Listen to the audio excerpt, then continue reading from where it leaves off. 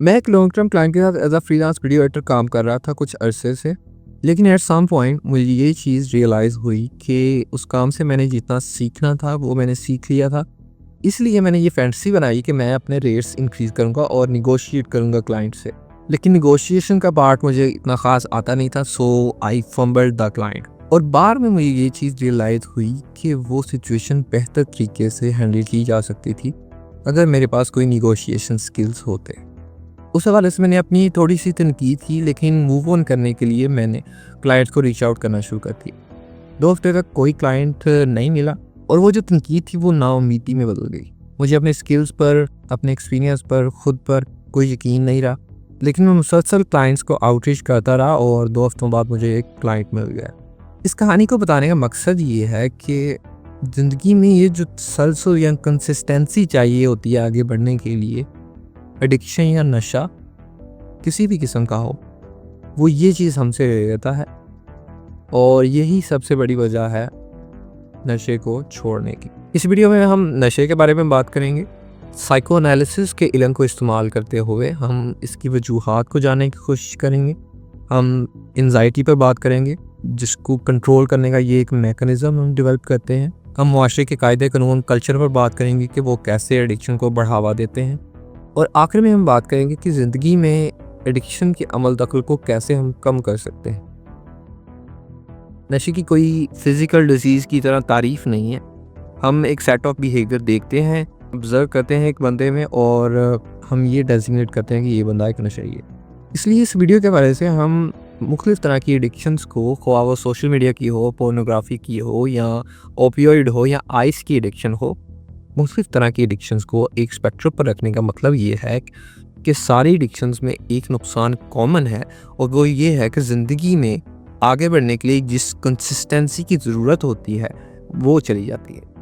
अब हम बात कर लेते हैं नशे की वजूहात की कि क्यों एक बंदा नशेई बनता है। साइको एनालिसिस के मुताबिक एडिक्शन एंजाइटी को कंट्रोल करने का एक मैकेनिज्म, और 2 तरीक़ों से इस एंजाइटी को हम डिफ़ाइन कर सकते हैं।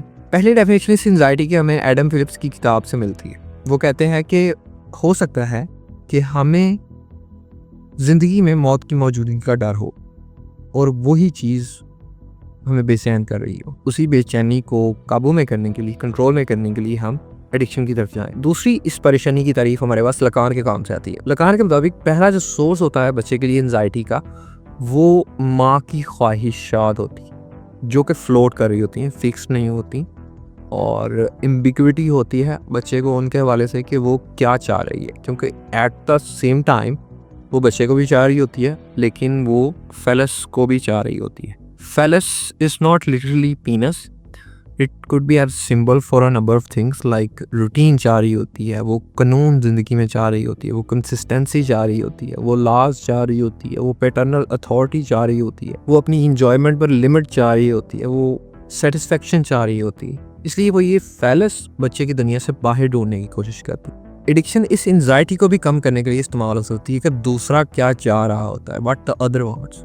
For example, as a kid बच्चा ये चीज़ फिगर आउट करता है इस एंजाइटी से कोप करने के लिए कि दूसरा क्या चाह रहा है। माँ या दूसरा ये चाह रहा है कि आप रोना बंद कर दें। सो एज अ अडल्ट जब आप बड़े होते हैं तो दूसरा क्या चाह रहा है उसका जवाब यही होता है कि आप रोना बंद कर दें, आप अपने इमोशंस शो ना करने, आप वल्नरेबल ना हो।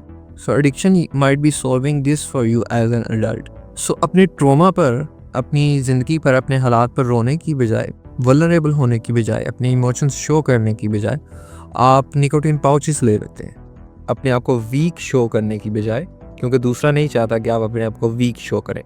ये एंजाइटी एक तरीका है जिससे हो सकता है कि इंसान एडिक्शन की तरफ जाता है। दूसरी चीज़ जो एडिक्शन की तरफ लेकर जा सकती है वो हमारे मुआशरे में, हमारे कायदे कानून जो मुआशरे के हैं, कल्चर है, उसमें कमियां जो होती हैं वो हो सकती है। इसके हवाले से हमें लकान की जो एहसास की थ्योरी है उसके बारे में बात करनी ज़रूरी है। वो कहते हैं कि बच्चे को सिंबॉलिक ऑर्डर में एंटर करवाने के लिए, उसे कन्विंस करने के लिए कि उसे कंसिस्टेंटली प्लेयर नहीं मिल सकता, दूसरे लफ्ज़ों में उसे सिंबॉलिक ऑर्डर में एंटर करवाने के लिए, कुछ कायदे कानून, ज़ुबान सिखाने के लिए हमें उसे कन्विंस करना पड़ेगा कि उसके अंदर फंडामेंटल लैक है, कमी है जो कि वो पूरी अपने आप पर नहीं कर सकता। जब वो अपने अंदर कमी रियलाइज़ करेगा तो उसे ये भी पता चलेगा कि दूसरा जो भी चाह रहा है वो अपने आप पर उससे वो चीज़ नहीं ले सकता। सो जब बच्चे को सिंबॉलिक ऑर्डर में एंटर करवाया जाता है या इंट्रोड्यूस करवाया जाता है with the name of the father as Lacan says, तो उस एंट्री को जो चीज़ फैसिलिटेट करती है वो एक फंडामेंटल लॉस है। देयर इज़ अ स्प्लिट, एक दीवार खड़ी कर दी गई है माँ के और बच्चे के दरमियान कि वो इमीडिएटली ग्रेटिफिकेशन हासिल नहीं कर सकता। लकान कहते हैं कि इस फंडामेंटल लॉस से जो कि कमी इनहेरिट है एक बंदे में, एक चाइल्ड में, स्प्लिट जो है उससे जो एहसास पैदा होते हैं। हम पाकिस्तान की एग्जांपल लेकर देखेंगे कि किस तरह एक स्प्लिट से, एक कमी से जो एहसास पैदा होती है। एक्सेसिव एन्जॉयमेंट ले रहा होता है बंदा। पाकिस्तानी सोसाइटी के लाज, कानून और कल्चर में जो कि एडम फिलिप्स आर्ग्यू करते हैं कि चीज़ें हैं जो कि हमारा लॉस मैनेज करती हैं, हमें बताती हैं कि व्हाट द अदर वांट्स, हमारी एंजाइटी रिड्यूस करती हैं। दूसरे लफ्ज़ों में जो हमारा सिंबॉलिक ऑर्डर है इसमें बहुत सी कमियां हैं, और कमियां इस सेंस में नहीं है कि जिनको ओवरकम किया जा सकता है। ये सिंबॉलिक ऑर्डर काम ही इन कमियों की वजह से कर रहा है। They are inherent to the order. मिसाल के तौर पर हमारे पास जो कवानीन और नॉर्म्स हैं जेंडर के हवाले से, उनमें हमें एक स्प्लिट, एक फंडामेंटल कमी नज़र आती है कि एक तरफ तो हम औरत को बहुत आला मुकाम देते हैं, मादरे मिलत, माँ के पाँव तले जन्नत और बहन की इज़्ज़त और ये सारी चीज़ें, और दूसरी तरफ हमें केसेस नज़र आते हैं जिनमें हम उनके साथ जानवरों से भी बदतर सलूक करते हैं। चाइल्ड मैरिजेस की नॉर्मलाइजेशन है, ऑनर किलिंग दोबारा से राइज पर है, और इट्स ओनली गेटिंग वर्स। ये जो एक फंडामेंटल स्प्लिट है जेंडर के कवानीन में और नॉर्म्स में, ये चीज़ ही चैनल बनती है जो एहसास के लिए। इसी तरह से हमारा कॉलोनियल जो हैंगओवर है वही ख़त्म नहीं हो रहा। हमारा एक स्प्लिट है कल्चरल आइडेंटिटी में और लिंग्विस्टिक आइडेंटिटी में। कल्चर हमारा कुछ और है और लैंग्वेज हमारी कुछ और। इस तरह से और भी मिसालें हैं कि हमारे जो फंडामेंटल लॉज है कवानीन में, उनमें एक स्प्लिट है जो कि जो एहसास के एक चैनल बनता है।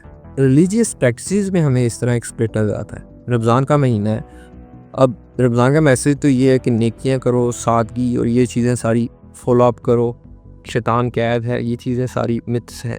लेकिन इसके साथ ही जो रमज़ान के मैसेज की टोटली अपोजिट चीज़ें हैं वो को एग्जिस्ट करती नज़र आ रही है। ओवर कंजम्पशन, ओवर स्पेंडिंग, ढोल वाले रमज़ान शोज़ वगैरह।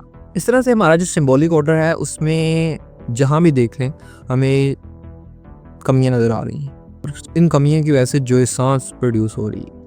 इस तरह से वो जो लॉस था, जो फंडामेंटल कमी थी, परेशानी थी कि दूसरा क्या चाह रहा है, वो कल्चर ने मैनेज करनी थी, वो सोसाइटी ने मैनेज करनी थी, वो सिंबॉलिक ऑर्डर ने मैनेज करनी थी। लिकान कहते हैं कि सिंबॉलिक ऑर्डर में एंट्री का फ़ायदा ये कि यहाँ पे फेलिस आपकी जो ईगो है उसको एक एंकरेज देता है, स्टेबिलिटी देता है कि भाई इस तरफ अपनी सारी एनर्जीज इन्वेस्ट करो, डायरेक्ट करो। लेकिन जब वही इम्परफेक्ट होगा तो बंदा सिंबॉलिक ऑर्डर में एंटर नहीं होगा प्रॉपर तरीके से और इमेजिनरी में स्टक रहेगा। वो इमेजिनरी ऑर्डर में स्टक रहेगा, फंसा रहेगा, जो कि ऑर्डर है तस्वीरों का, दिखावे का, हिपोक्रेसी का। और यहाँ पे एडिक्शन का काम आता है कि ये वो एंजाइटी कम करती है। इमेजिनरी ऑर्डर में हमें ये महसूस कराती है कि हमें रियलिटी का पता है। एक और चीज़ जो हमें एडिक्शन की तरफ लेकर जाती है वो एक strong sense of super ego है। सुपर ईगो, जैसा कि फ्रॉइड ने कहा था कि हमारे जहन में एक मॉरल पुलिस है जो कि हमें इखलाकियात देती है और जजमेंट्स पास करती है कि हमें कौन सा काम करना चाहिए था और कौन सा नहीं करना चाहिए था, और उसके बाद भी अगर हम वो काम करें तो हमें वो गिल्ट और शर्म से दो चार करती है। जब सिंबॉलिक ऑर्डर कमज़ोर होता है तो रिस्ट्रिक्शन कम हो जाती हैं, तो बंदे की जो अपनी एजेंसी है वो कोशिश करती है कि वो मिस आउट ना करे। इसके हवाले से स्लावोव ज़िज़क का आर्गूमेंट है कि जब सिंबॉलिक ऑर्डर कमज़ोर होता है और अपना वो जो काम है रिस्ट्रिक्शन लगाने का एन्जॉयमेंट पे वो सही तरह से नहीं कर पाता, तो बंदे की जो अपनी सुपर ईगो है वो एक्शन में आ जाती है और वो बंदे को कन्विंस करती है कि उसे इंजॉय करना चाहिए और ज़्यादा इंजॉय करना चाहिए। इसलिए हमें अपने मुआशरे में हर क्लास में फोमो मिलता है, फियर ऑफ मिसिंग आउट। और ये जो फियर ऑफ मिसिंग आउट है जो कि एडम फिलिप्स की एंजाइटी की डेफिनेशन के साथ मिलता जुलता है, यही बंदे को एडिक्शन की तरफ लेकर जाता है कि वो ज़िंदगी का कोई ख़ास एक्सपीरियंस मिस ना करते। अब हम बात कर लेते हैं कुछ ऐसे इक़दाम की जिनसे हम एडिक्शन का जो अमल दखल है अपनी ज़िंदगी में वो कम कर सकते। तो सबसे पहला काम तो ये है कि हमें अपनी जो स्टोरी है, जो कहानी है, उसके स्टेक्स हाई करने पड़ेगी। अब इसका क्या मतलब है? लकान के मुताबिक इंसान रियलिटी को, दुनिया की को एक फैंटेसी के लेंस के थ्रू करता है। हम लोगों ने अपने आप के बारे में खुद को एक स्टोरी सुनाई होती है। इस तरह के हम कई दफ़ा देखते हैं कि ट्विटर पर आर्मी ब्रैड्स को लोग कहते हैं कि अपने बबल से बाहर निकलो। इस तरह से हर बंदे की अपनी एक फैंटेसी है। इस फैंटेसी के स्टोरी के स्टेक्स हाई करने का मतलब है कि हमें इससे आगे बढ़ना होगा। लकान इस चीज़ को कहते हैं ट्रैवर्सिंग द फैंटेसी, कि हमें अपनी जो फैंटेसी है उसके साथ जो हमारा एक रिश्ता है उसको गहरे तरीके से जानना हो, फिर ही हम उससे थोड़ा सा आज़ाद हो सकते हैं। अपनी स्टोरी के स्टेक्स हाई करने का सादा मतलब ये है कि you have to make your story more complex, थोड़ा सा और ज़्यादा उसमें सिचुएशंस डालनी पड़े। फॉर एग्जांपल एक स्टोरी ये है कि मैं वीडियोस बनाता हूँ क्योंकि मुझे अच्छा लगता है वीडियोस बनाना। अब इस स्टोरी के अगर स्टेक्स हाई करने तो ये कुछ इस तरह होगी कि मैं क्रिटिकल थ्योरी, फिलॉसफी पर वीडियोस बनाता हूँ ताकि मैं आवाम को एजुकेट कर सकूँ, उनका तारुफ इल्लामा इकबाल, जाकिर नाइक जैसे लोगों के अलावा मुफक्किरीन से करवाया जा सके। इसके अलावा हमारे मुआशरे में बहुत सारी तालीम जो दी जाती है वो सिर्फ इसी मकसद के लिए दी जाती है ताकि आपको जाहिल रखा जाए। हमारा जो सिंबॉलिक ऑर्डर है वो इन्फॉर्म्ड इग्नोरेंस को परपेचुएट करता है। आपको हिस्ट्री के बारे में बताया जाता है, ऐसी मालूमात के बारे में बताया जाता है जिसका आपकी ज़िंदगी के साथ कोई ताल्लुक नहीं और आप डेली बेसिस पर उस चीज़ को कंज्यूम कर रहे होते हैं। सो उन चीज़ों को छोड़कर आपको वो चीज़ें ढूंढनी पड़ेंगी जो कि अगर आप उनको टाइम दें, अगर आप उनके लिए प्रेजेंट हों तो वो आपके लिए भी प्रेजेंट हों, आपके लिए भी फ़ायदेमंद हों, आपको भी कोई इनाम दें, कोई रिवार्ड करें। अपने आप को मिस्टीरियस नहीं बल्कि पेचीदा बनाएं। सो आज के लिए इतना ही, मिलते हैं अगली दफ़ा।